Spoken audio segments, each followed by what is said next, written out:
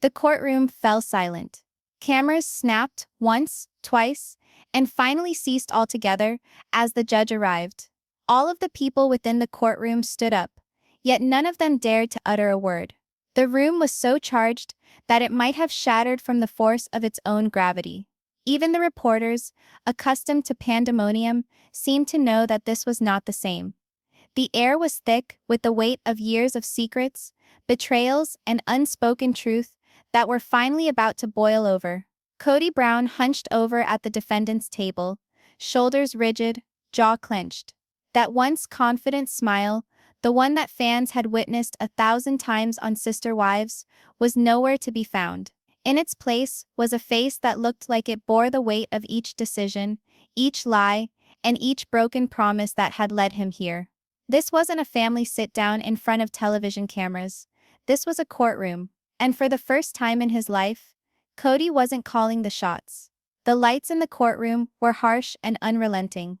They bounced off gleaming wooden benches and icy metal rails, creating long shadows that swept across the floor like glass cracks. The gavel of the judge lay quietly before her, a small but potent symbol of authority that everyone present appeared to fear. You could sense the heavy weight of justice suspended in the air like a storm ready to burst.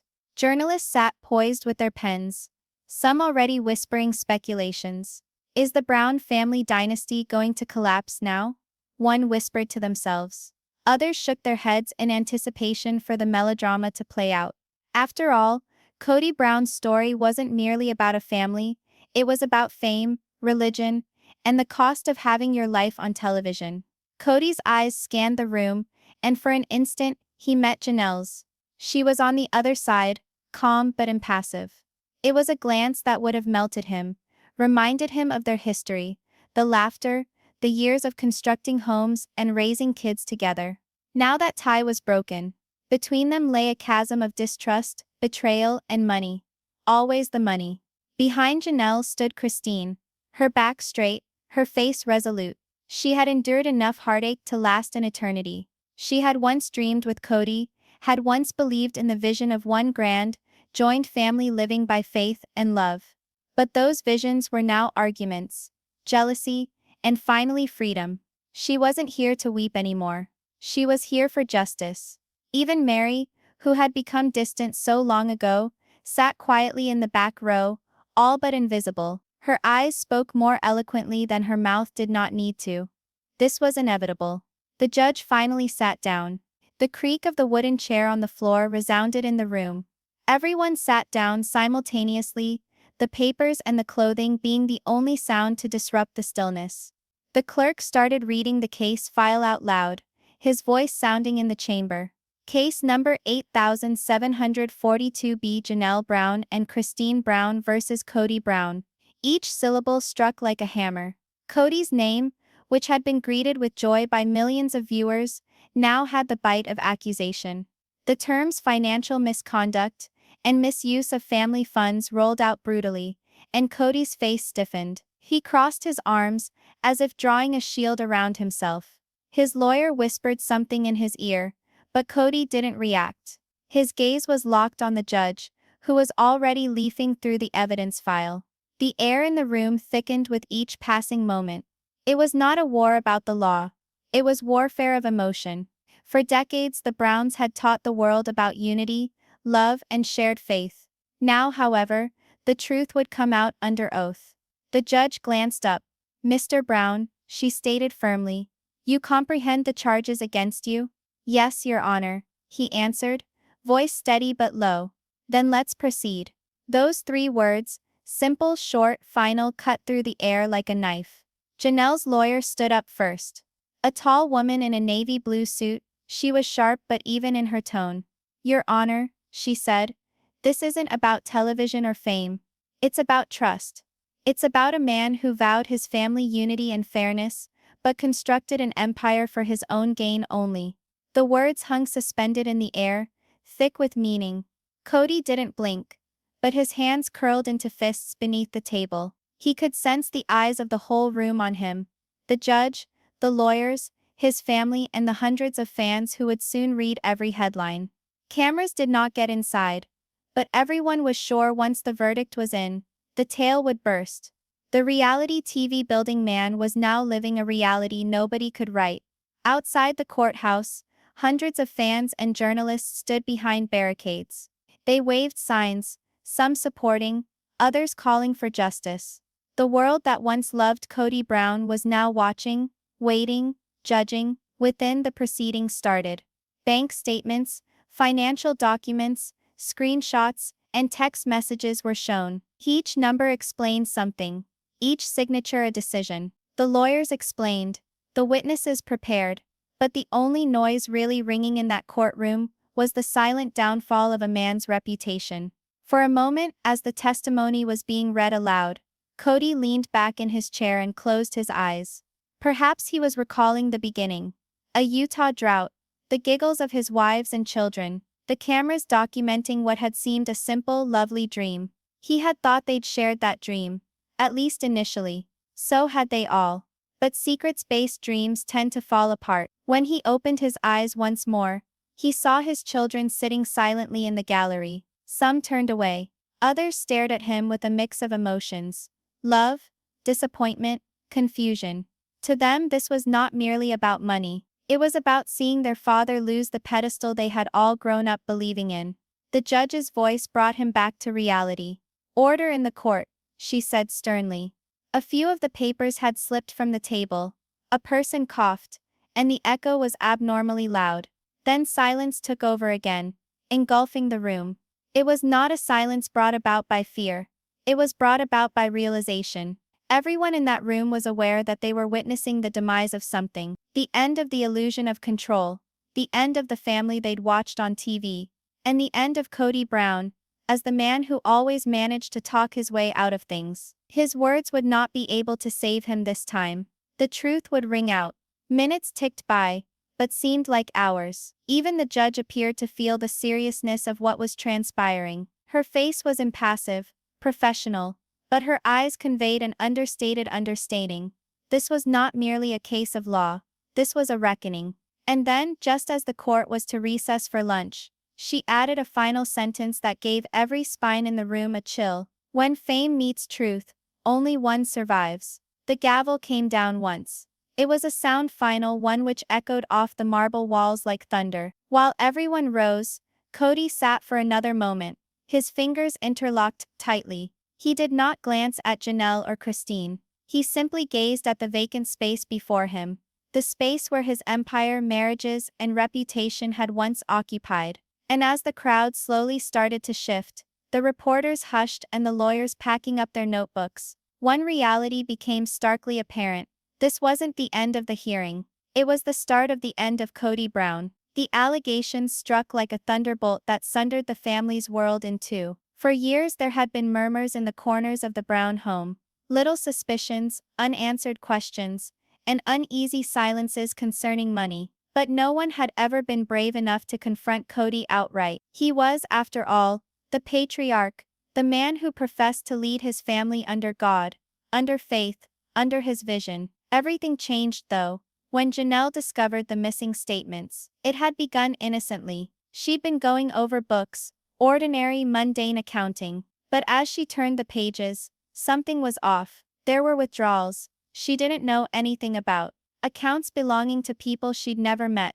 Money withdrawn in amounts too specific to be coincidence. At first she convinced herself it must have been a mistake, perhaps a typo. But the more she investigated, the more it became obvious the figures weren't fibbing. For years Kody Brown had been transferring money, secretly, methodically. Money that had originated in family accounts, profits from sister wives, book royalties, joint business enterprises. Money that was supposed to be everyone's. Janelle looked at the papers late into the evening, her heart racing. She heard the laughter of her kids from the other room. Memories of the family they'd constructed together floating through her mind. All the memories now seemed to be tainted. How many times had she taken him at his word when he uttered, "It's all for the family"? She didn't sleep that night. By the time morning came, Christine knew. Janelle had taken her through it all. The accounts, the figures, the evidence. Christine did not weep. Christine did not scream. She simply sat there,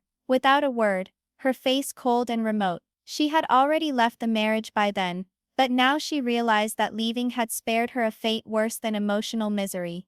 It had spared her financial devastation. They came to a choice that would alter all of it. They would sue him in court.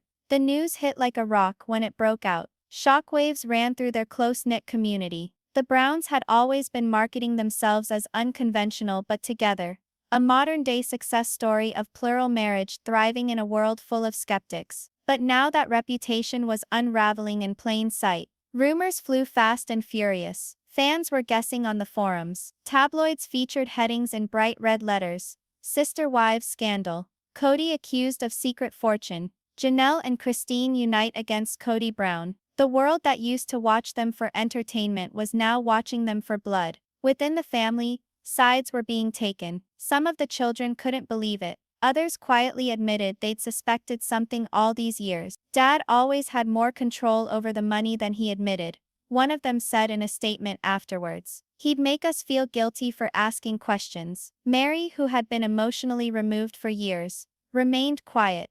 But her friends and confidants said she wasn't shocked. Kody's greatest flaw, she told a friend, was always power. He enjoyed being the person that everybody relied on. By the time the lawsuit was filed, the damage was already done. What started as a family conflict had become a courtroom battle. The court filing charged Kody with secretly siphoning more than $750,000 out of shared family accounts into a private business venture in his own sole control. The records uncovered several transactions over 3 years. Stealthy shuffling of cash masquerading as investments, expenses and loan payments. Janelle's attorney put it bluntly at the pre-trial hearing.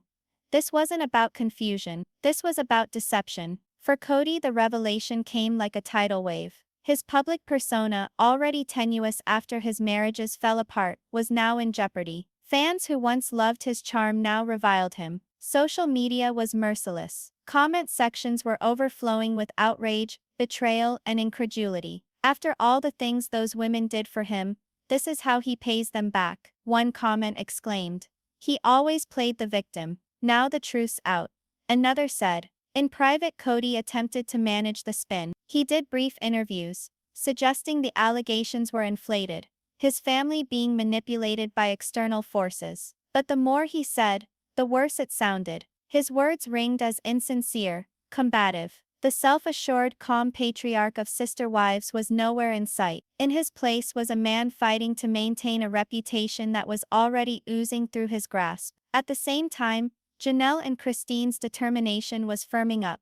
They did not desire fame. They desired justice. In private, Janelle confided to friends that making the case was a bitter pill to swallow. I did not want it to come to this, she said, but he left me no choice. I trusted him, and he used my trust against us. The day the actual court summons arrived for Kody, witnesses described him as being stunned. He'd always thought that his charm, his charisma, his ability to talk his way out of anything would keep him safe. But this time, there was no talking past. The documents were cold, legal, irrevocable. Within days, his lawyer had lodged a counter motion dismissing all the allegations. The tone was tough and combative, asserting that the money involved was reallocated for family protection and future ventures. But no one was accepting it.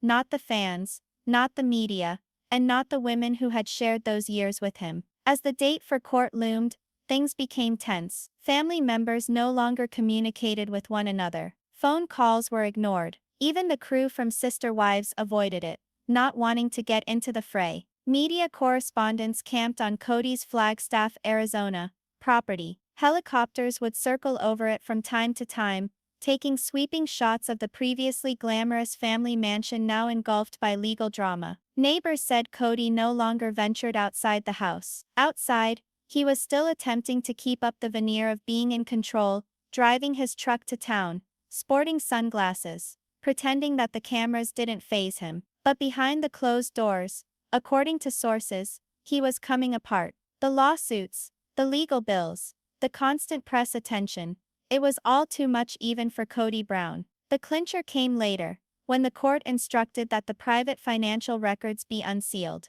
There was no longer a cover-up to speak of. Each account, each transaction, each lost dollar, would be scrutinized line by line. When Janelle got word of the verdict, She experienced relief, but also sadness. She did not seek revenge. She sought closure. Christine, however, felt vindicated. He constructed everything on half-truths, she exclaimed softly. And now the full truth will finally be revealed. And thus the stage was set. The Brown family, America's most celebrated plural family, was now torn apart, not by religion or love, but by justice. The media referred to it as the Brown family trial. But to others who knew them best, it was something else deeper. It was the reckoning of a man who thought he could be both God and banker. The charges were not just about pilfered money, they were about pilfered trust, pilfered dreams, and the gradual ruination of a family founded on ideals that no longer remained viable. As the court hearing approached, there was one phrase that came repeating through news stations and social media threads everywhere. Kody Brown's empire is going to get hit with the reality. And in the back of his mind, even Kody was aware, this time, there would be no running from the judgment that lay ahead. The courtroom was filled to capacity. No seat was left unoccupied. Fans, reporters, and even curious bystanders claimed every bench, their murmurs creating a buzzing sound that seemed to reverberate through the atmosphere. But when Janelle Brown stepped into the witness stand, all of that disappeared into complete silence. You might sense the tension change, as if people collectively knew they were about to see something uncooked, something genuine, the moment years of remaining silent and holding it together at last broke. Janelle walked to the witness stand with a dignity that was calm. She wasn't there to perform.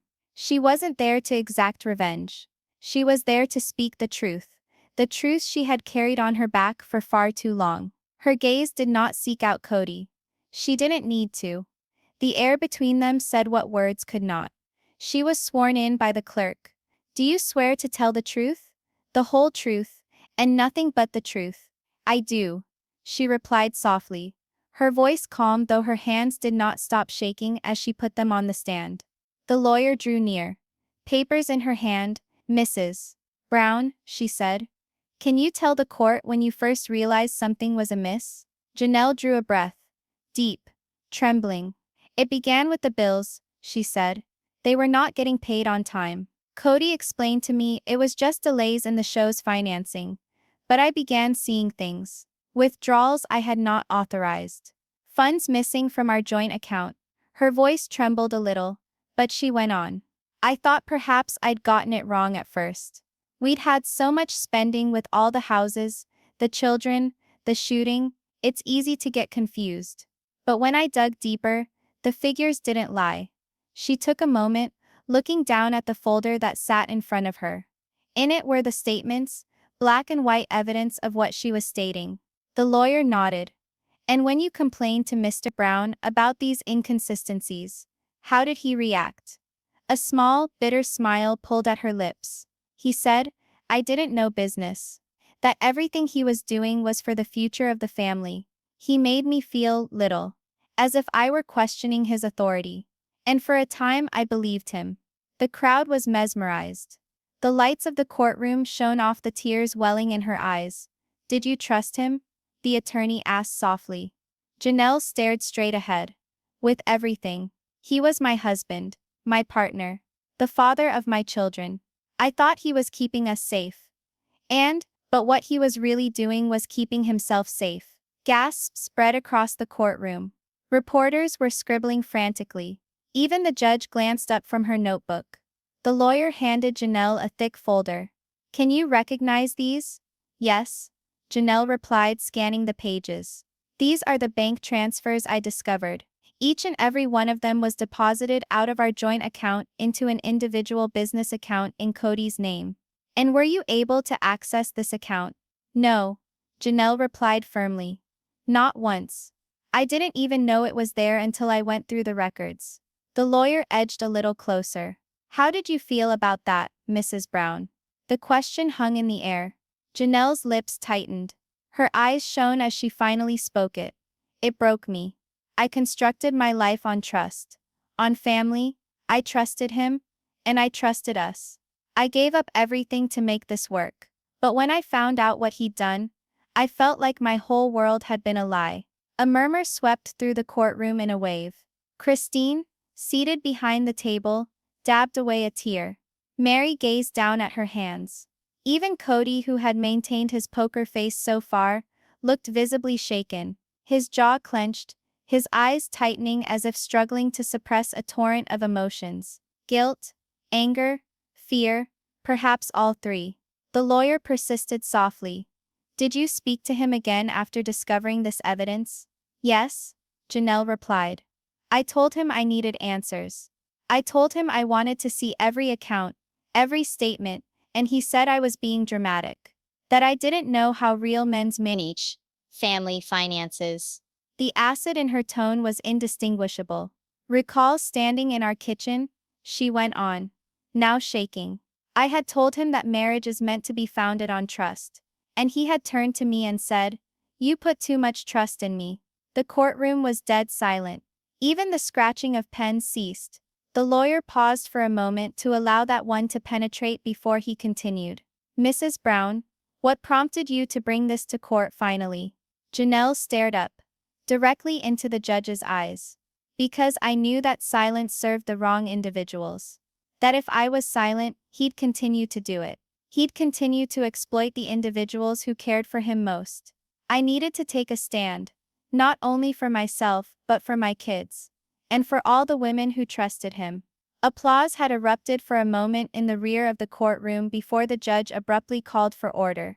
But the harm, or the truth, had already been inflicted. The defense attorney stood now, poised to cross-examine.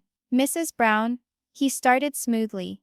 Isn't it a fact that you and Mr. Brown had personal conflict way before these so-called transactions? Yes, Janelle replied without reluctance. But personal conflict does not condone betrayal.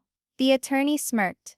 You also had shared family businesses. Can't it be true that some of these expenditures were valid costs? Janelle's expression was piercing. If they were, then why did he conceal them? Why weren't they documented in our mutual records?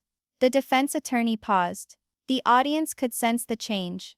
Janelle was no longer afraid of Kody. Whatever fear she'd once had was now lost. The cross-examination went on. But the more the defense pushed, the better Janelle held up. Each response was accurate, truthful, based on reality. She didn't tremble. She didn't lie. She didn't have to.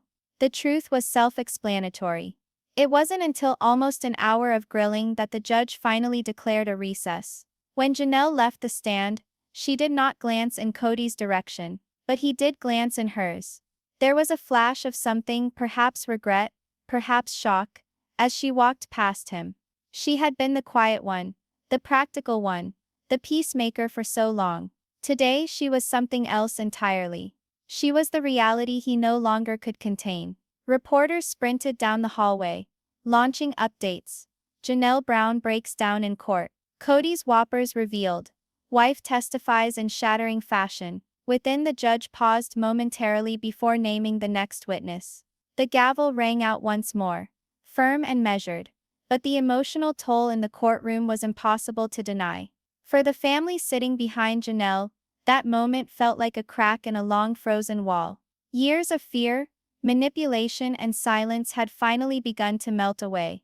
Janelle sat quietly back in her seat, her hands clasped together. She wasn't smiling, but there was peace in her eyes, the kind of peace that comes only after you've spoken the truth, no matter how much it hurts.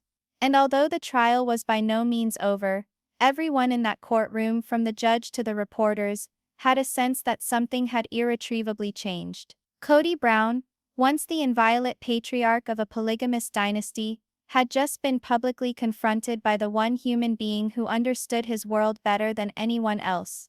And for the first time his dynasty shook up. The courtroom doors creaked open once again after recess. The sound of shuffling feet echoed through the room. But something was different now. A nervous, electric tension. Everyone had witnessed Janelle's testimony. They'd heard the passion in her voice, the hurt that couldn't be replicated.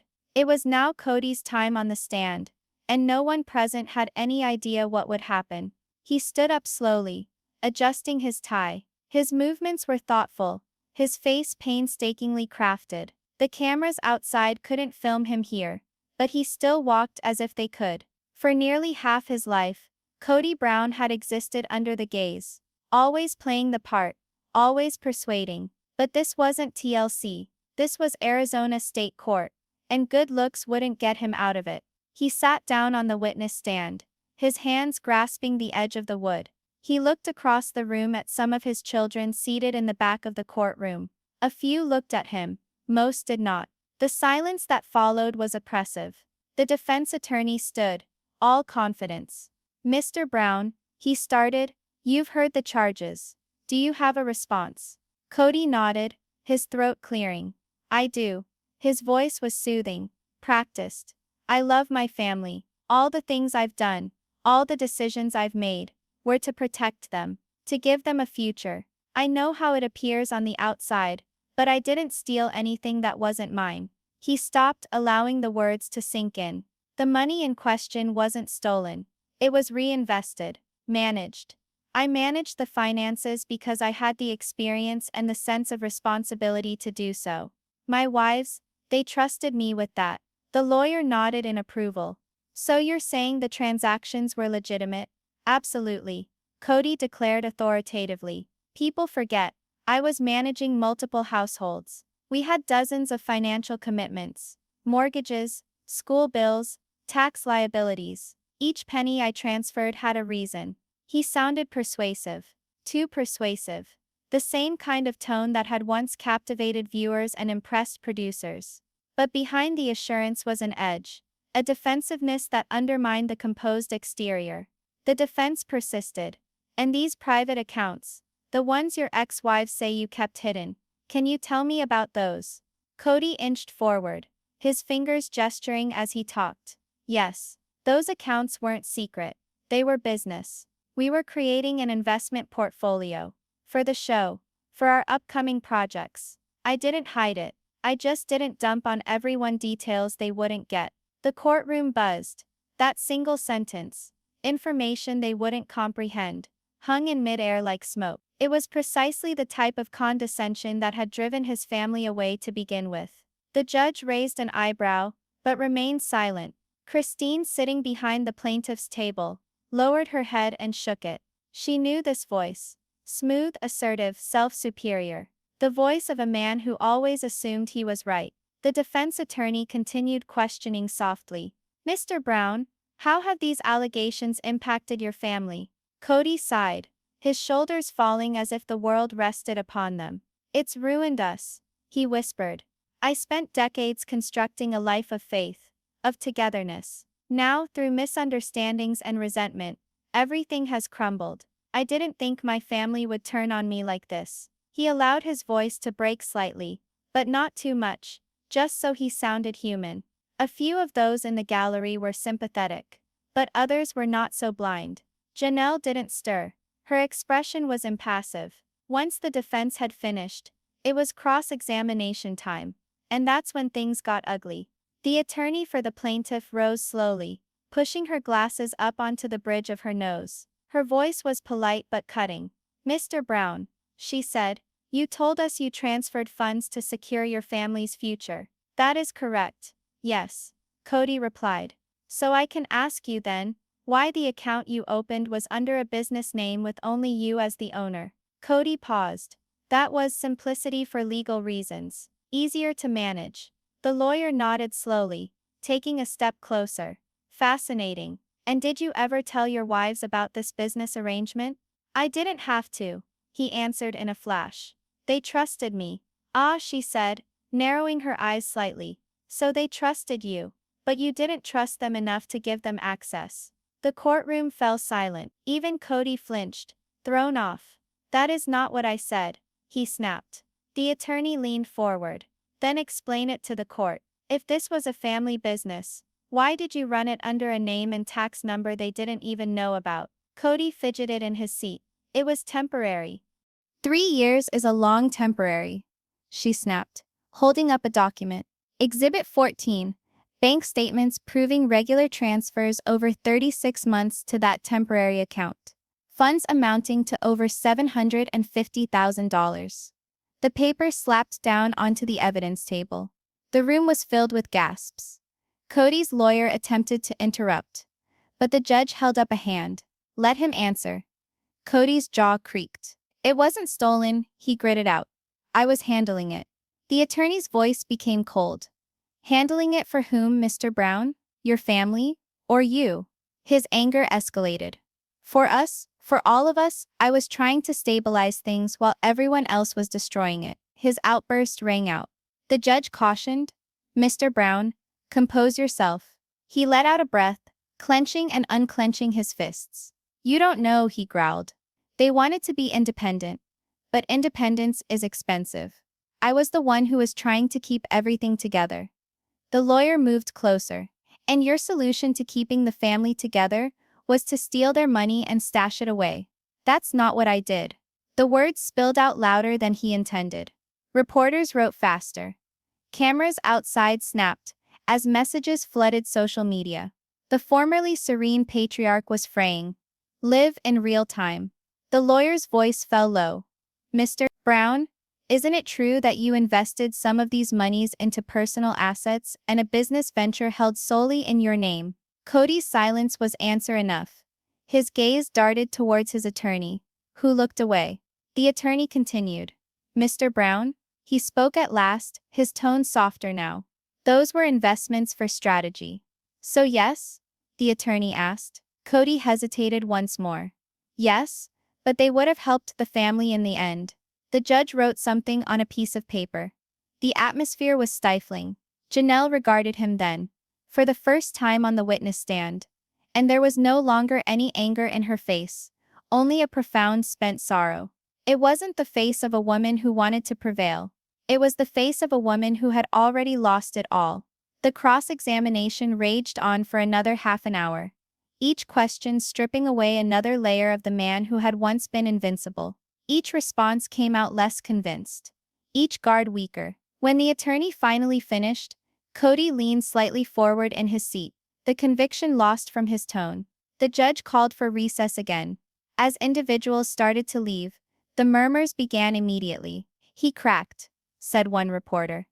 He's guilty, another hissed. He's done, someone whispered in the back. Kody remained seated, looking at the vacant witness stand before him. His attorney leaned over, whispering, but he did not appear to be listening. The walls that had contained his world, control, charm, confidence, were all crumbling, question by question. Christine and Janelle didn't glance back over their shoulders as they exited the courtroom. In the lobby, the cameras were already there, the headlines already typed out, and in the courtroom, beneath the bright lights and the muffled hum of a cooling courtroom, Kody Brown, the man who used to have his way with everything, sat by himself, finally understanding that he was no longer in control. The following morning, the courtroom was filled to capacity. Overnight, word had leaked out. Kody Brown had broken under the strain. Every news channel from Salt Lake City to Las Vegas had the headline emblazoned on their screens. Sister wives scandal explodes in court. All eyes were now on Christine Brown. She entered the courtroom with a quiet intensity. She didn't want the spotlight like Kody did. Her expression was serene, her gait even. Wearing gentle beige and having her hair tied back neatly, she appeared more like a school teacher coming to class than a woman on the verge of blowing the case wide open. But everybody, the jury, the judge, all of them could sense it. Something was going to happen. When the clerk swore her in, Christine did not even hesitate. I do, she replied firmly. And with that simple answer, the atmosphere in the room changed. The plaintiff's attorney, representing Christine and Janelle, moved cautiously forward. Mrs. Brown, she started. How long were you married to Mr. Kody Brown? Christine smiled weakly, but warmth was not in it. Over 25 years, she said. Long enough to live in someone's shadow. Her words lingered in the room like a gentle fist. Kody's jaw clenched from across the room. Can you tell me about your relationship with Mr. Brown in the last years of your marriage? The lawyer asked. Christine shook her head slowly. It wasn't a marriage anymore, she told them quietly. It became management, control. We weren't equals. We were employees in his system. Every financial decision, every decision, had to clear through him first. He liked to pretend it was about structure and faith, but it wasn't. It was about power. The courtroom whispered again. Even the judge shifted forward in his chair, hanging on her words. Christine went on, her tone gentle but unshakable. I began to pick up on little things. Receipts that didn't reconcile with our spending. Payments that went missing from our communal accounts. When I questioned him, Kody would say it was for the family. For the show, taxes, new investments. And I wanted to trust him. We all did. She glanced at Janelle, who nodded slowly. But one evening, Christine spoke, her voice taking on depth. I came across an email. It was on the computer we all shared. It wasn't for me. It was a bank manager, thanking Kody for being a continued business partner. The account name wasn't any of ours. That's when I knew there was more happening than we had any idea. The attorney walked toward the evidence table and lifted a file. Your Honor, she said, we'd like to enter Exhibit 23, a series of email correspondences and account statements discovered by Mrs. Brown. The judge nodded, admitted. As the documents flashed onto the courtroom screen, you could hear murmurs of shock sweep through the crowd. There, in black and white, was Kody's name attached to 3 distinct business enterprises, none of which had ever been shared with his family. The lawyer turned back to Christine. Mrs. Brown, what did you do after learning about these documents? Christine folded her hands in her lap. I spoke up to him. He said I was being dramatic. That I didn't know how real business is done. He made me feel diminutive. That I was crazy for even questioning. So I dropped it. For a time, she breathed. But then I saw Janelle struggling. Her accounts were running dry. She couldn't pay one of the house mortgages in time, and Kody said to her that it was because the show money was late. But I knew the show money had arrived. I'd seen the deposits earlier. That's when I decided to investigate further. The lawyer asked softly, and what did you discover? Christine's gaze locked with the jury's. A web of lies, she told them. Withdrawals from our shared family fund into his personal accounts. Thousands every time. Sometimes described as investment funds. Sometimes merely as maintenance. But it was not maintenance, it was theft. The courtroom was completely silent. Even Kody's lawyer didn't budge. Christine went on, her voice shaking a little now. The feeling breaking through the smoothness. He invested those monies in purchasing property, in his name, Arizona real estate, Utah business stocks, even a luxury car, and telling us we have to hurt our wallets. He saw us get by, saw our children manage on scraps, and he called it financial planning. Kody turned to his attorney, whispering angrily. But the attorney just raised a hand, telling him to hold on. The whole room had their eyes riveted on Christine. She wasn't done yet. You see, she explained, her voice cracking. We weren't a family, we were part of his brand.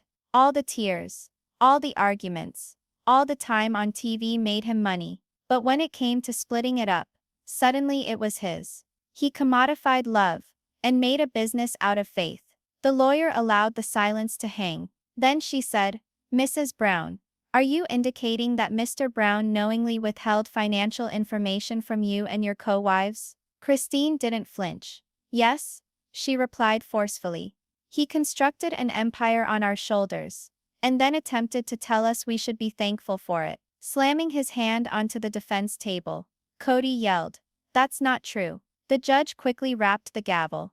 Mr. Brown, you will stay quiet or be in contempt. Kody pushed his chair back, his face flushed with rage. Christine didn't blink. The attorney faced his witness again. Mrs. Brown, what was the turning point for you? Christine shut her eyes for an instant before she began to speak. When I discovered he had taken some of the family money to put a personal down payment on a house in his name, and then let me know that we couldn't spend money for Christmas presents that year. The room was filled with gasps again. Even the judge's expression relaxed a fraction. Christine's tone stabilized. That was when I understood it wasn't about faith or family anymore. It was about Kody. About ego, control, and money. He led us to think that we were one unit. But really we were just parts of his narrative. Parts he could shift around when it was convenient for him. The lawyer nodded slowly, letting her words ring in the quiet courtroom. Mrs. Brown, how are you feeling sitting here today? Christine drew a deep breath, tears shining in her eyes but her voice firm. Free, she replied briefly. For the first time in years, I am free, because the truth is finally being told, not edited, not suppressed, not produced for a television audience, simply the truth. The courtroom burst into a low murmur of gasps, a combination of amazement and shock. Even the journalists hesitated for an instant before scrambling to write. Christine didn't glance back at Kody as she descended from the witness stand. She strode past him, past the defense bench, and out of the courtroom, her shoulders squared, her head held high. For a good long while, Kody didn't budge. He simply glared at the floor, his jaw clamped shut, his fingers locked around the table edge until his knuckles went white. He had dealt with cameras, criticism, and chaos before, but nothing of this sort, because this was not a TV plot he could script. This was the moment his kingdom of words and image started crumbling, not from an outsider's assault, but from the people he once loved most. And outside, as Christine went out through the courthouse doors, the burst of cameras filled the sky like lightning. Reporters yelled questions. Fans shouted her name, but Christine didn't pause. She just whispered one sentence to the cameras as she went by. "This time he doesn't get to tell the story. We do." And just like that, the courtroom war of Brown versus Brown reached a whole new level. The sixth day of the trial began like a thunderstorm waiting to break. Outside the courthouse, news vans filled the steps. Reporters yelled into cameras about new evidence that would finally put an end to Kody Brown's defense. Inside, the crowd was abuzz with excitement. The observers who had sat through Christine's testimony now hushed one question repeatedly. What's in the ledger? Because word had escaped. Someone had discovered Kody's private financial documents, a little leather-bound book that wasn't included in any of the official records, which turned up during a forensic audit directed by the court. And that morning it was going to be revealed in open court. The clerk pushed open the heavy courtroom doors. Everyone stood as the judge arrived. The atmosphere was charged with tension. Even Kody's customary aplomb had cracks appearing. He whispered frantically to his lawyer, shaking his head as if hoping to rewrite what was unfolding. When the court assembled, the plaintiff's attorney, Miss Hartley, rose to her feet, clutching a sealed evidence envelope. "Your Honor," she stated firmly, "this is Exhibit 37, the handwritten accounting book recovered from Mr. Brown's personal office. We have authenticated it by comparing signatures, paper analysis, and digital verification through the accompanying bank statements." The judge shifted his glasses. "Proceed." The bailiff unzipped the bag and placed the little well-worn ledger on the table. Even from across the room, the camera zoom lenses picked up the embossed initials. KB. Christine and Janelle sat together in the gallery. They didn't smile. They didn't have to. This was the moment the truth would tell itself. Miss Hartley started to carefully turn pages, her gloved hands following the smudged ink. For over 3 years, Mr. Brown documented private transactions, notes, transfers, and payoffs, totaling slightly more than $782,000. None of these surfaced in the family's joint financial reports. The courtroom gasped. Kody's attorney jumped up. "Objection, relevance, and authenticity.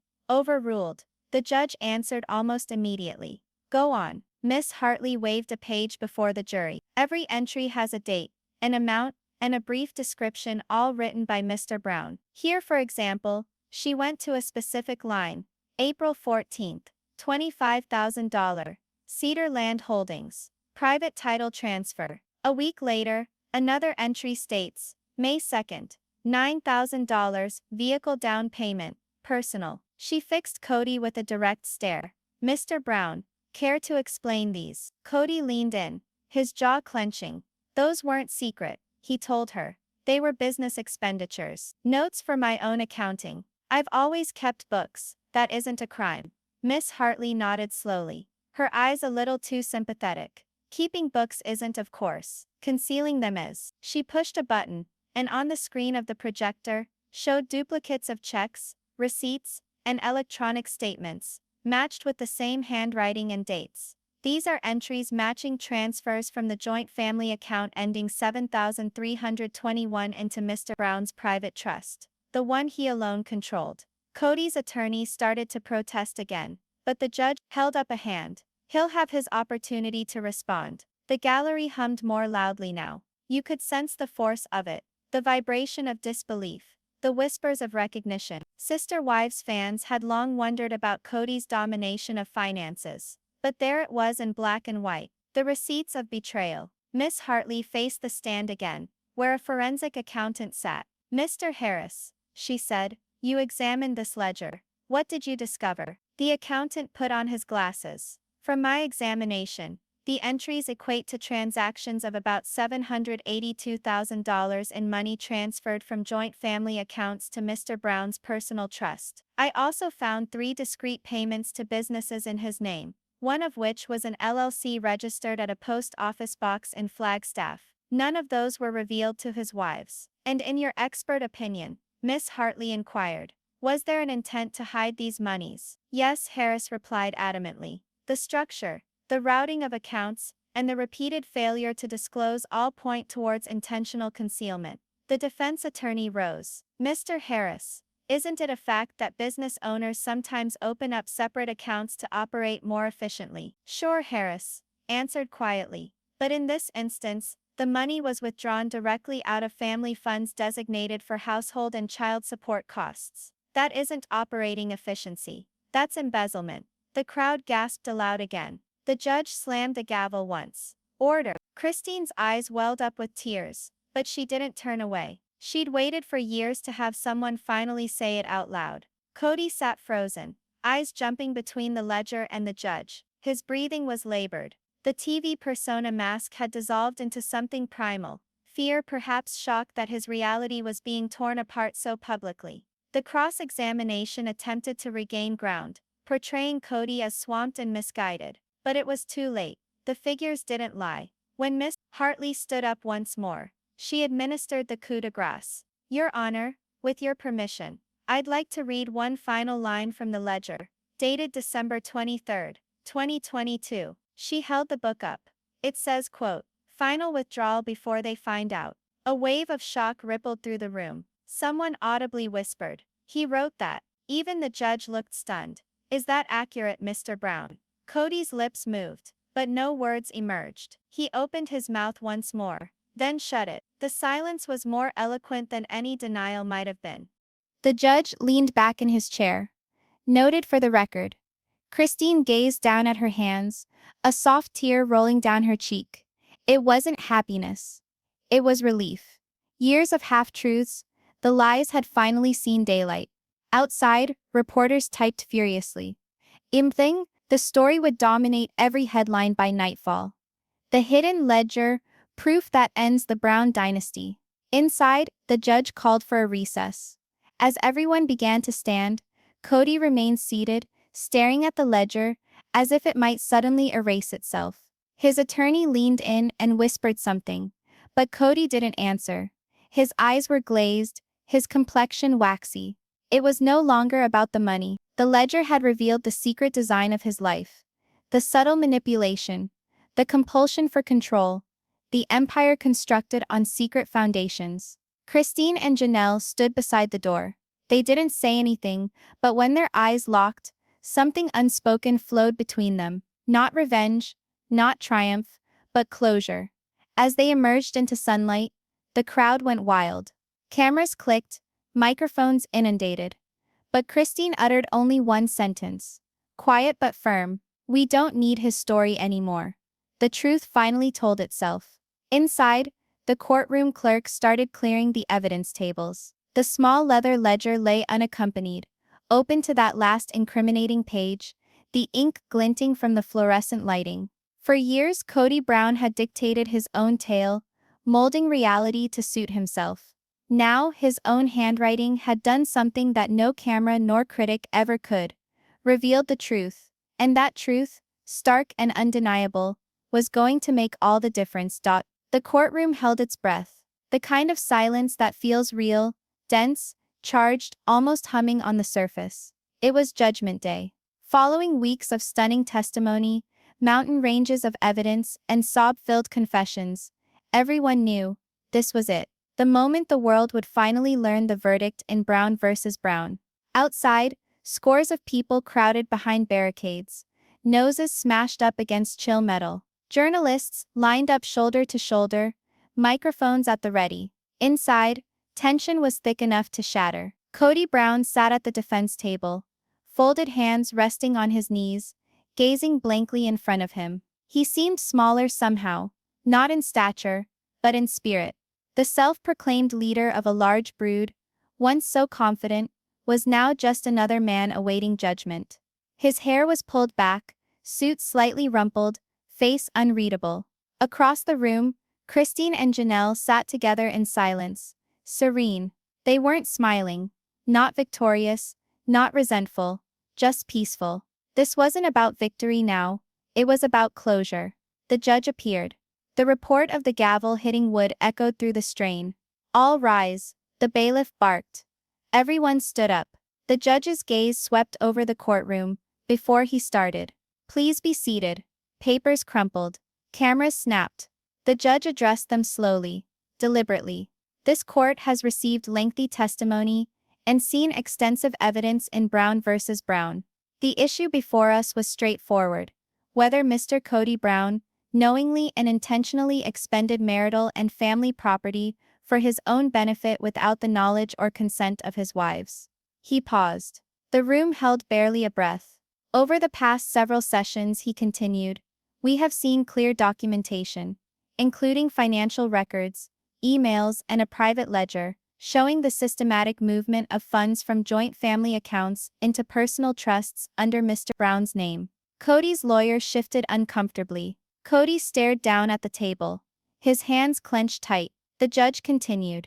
"Mr. Brown's own testimony established his dominance of the family finances, his sole decision-making, and his secrecy. The defense position of business reinvestment has no basis in any genuine accounting or paper trail." You could hear pens halt. Everyone stood still. "So," the judge declared, his tone even but firm, "this court determines that Mr. Brown did in fact commit financial misappropriation and fiduciary duty breach."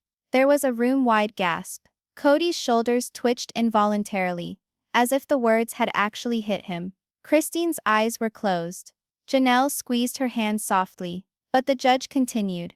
"Accordingly, the court directs restitution in full of the embezzled funds, $782,000, jointly paid to the plaintiffs, Mrs. Christine Brown and Mrs. Janelle Brown. Additionally, the court awards primary rights of ownership of the family property situated in Flagstaff, Arizona, that was previously held in the single name of Mr. Brown to Mrs. Brown." Kody's head jerked up. "That house is mine," he exclaimed, before his lawyer attempted to silence him. The judge's eyes snapped with a harshness. "In Mr. Brown, you will be silent." Kody slumped back in his chair, gasping for breath, his jaw clenched. The judge went on serenely, as if nothing had occurred. "This court also holds that Mr. Brown's conduct caused substantial emotional and financial distress. Therefore, punitive damages will be determined under independent civil filing. For the present, this decision shall be considered final." The gavel came down once, twice. Bang, bang. And with that, it was done. For a moment, the courtroom was locked in time. Journalists gazed in shock, mouths agape. The spectators didn't stir. Even the air in the room appeared motionless. Then suddenly, like the breaking of a dam, the whispers started. "He lost. They won. It's over." Christine exhaled a slow breath, her shoulders sagging. Tears welled in her eyes, but they were not tears of sorrow. They were tears of release. Janelle moved close and whispered something that caused Christine to nod, a slight smile flashing through the tears. Across the room, Kody sat still. His attorney talked softly to him, attempting to reassure him, but he was not hearing.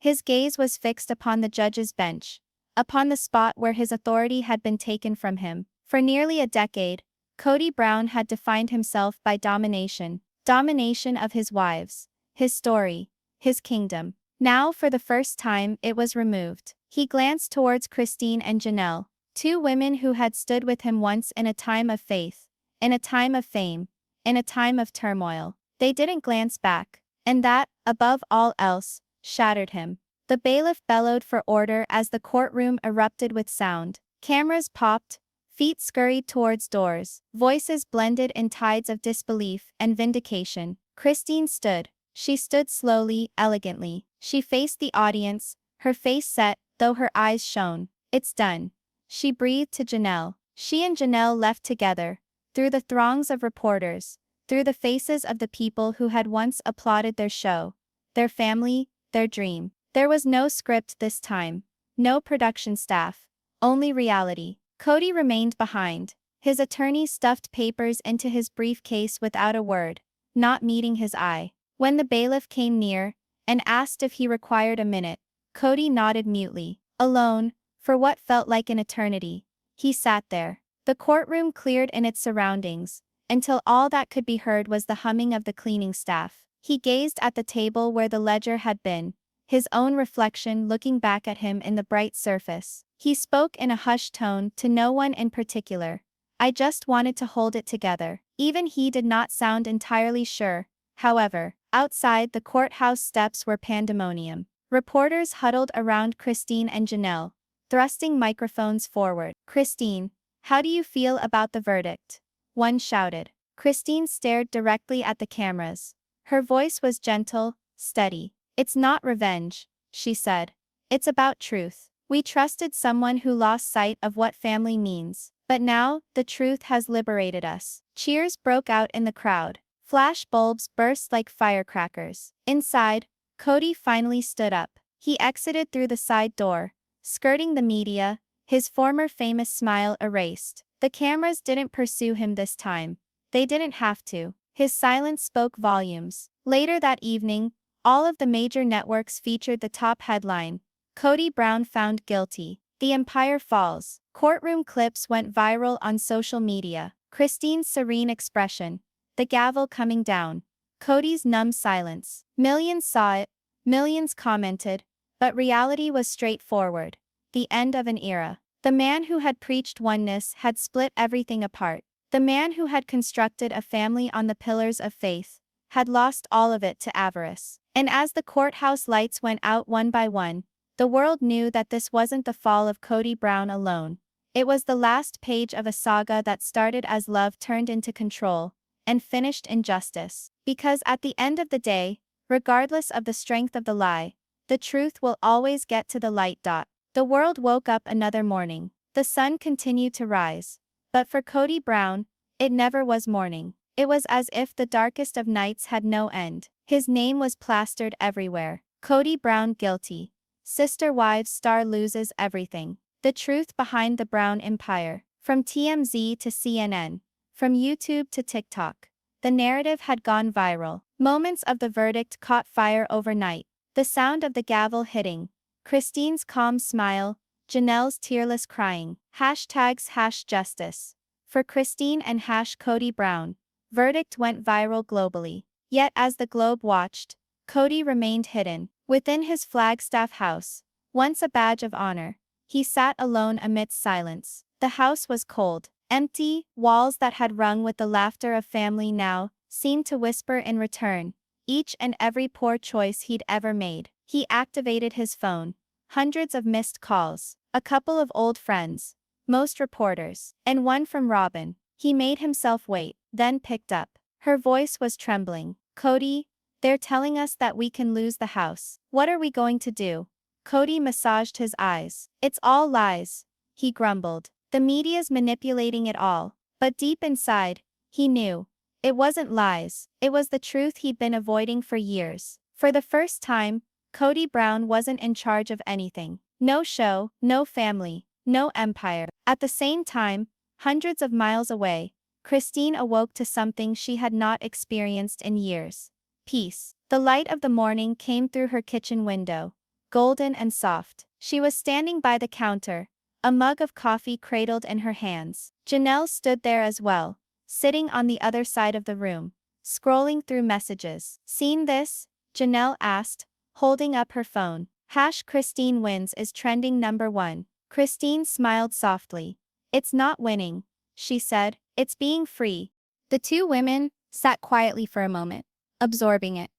The long fight, the years of emotional turmoil, financial deceit, and manipulation. It was done.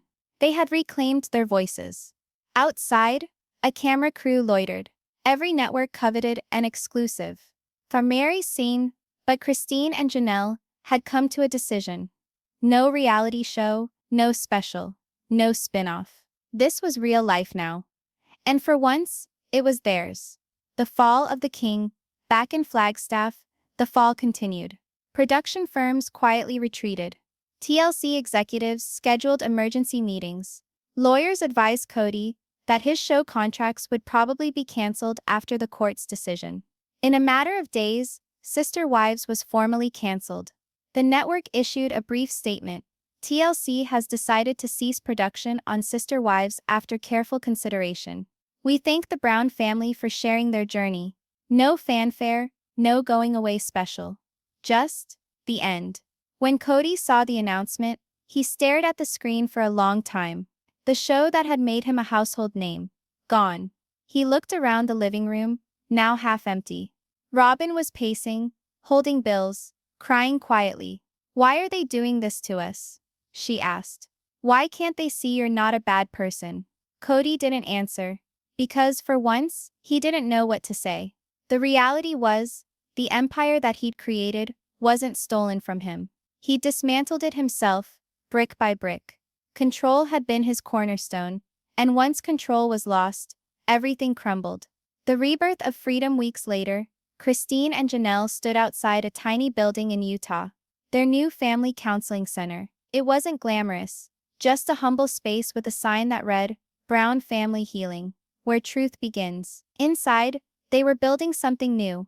A project about empowering women to escape controlling or emotionally abusive relationships. It wasn't about fame anymore. It was about meaning. Christine surveyed the newly painted room, the aroma of hope in the air. "We built this from scratch," she smiled. Janelle nodded. "Not from scratch," she said. "From truth." They streamed live on Instagram that afternoon. No filters, no crew, just them. Christine addressed the camera directly.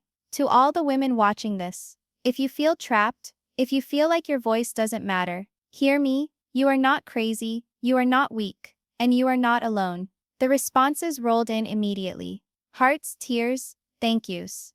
Thousands of women posted their own stories, drawn out by hers. For the first time in years, Christine wasn't included in someone else's story. She was creating her own. Kody's isolation. Kody, on the other hand, had disappeared from the public eye. Neighbors said they saw him running late at night, by himself. Occasionally, fans caught a glimpse of him at a local diner, sitting in the window seat, looking out at the street, unseen, unnoticed. He'd sold 2 houses, one he'd bragged about on television. The proceeds went toward restitution and attorney fees. In interviews, crew members who worked with him in the past called him haunted. One of them told interviewers, "He used to speak as if he were the ruler of a kingdom. Now he speaks only of regrets." And there were many. He regretted the brawls. He regretted the ego. He regretted never hearing them when they begged him to cease. But by the time regret caught up, redemption had already passed. The world reacts. The guilty verdict didn't end a show.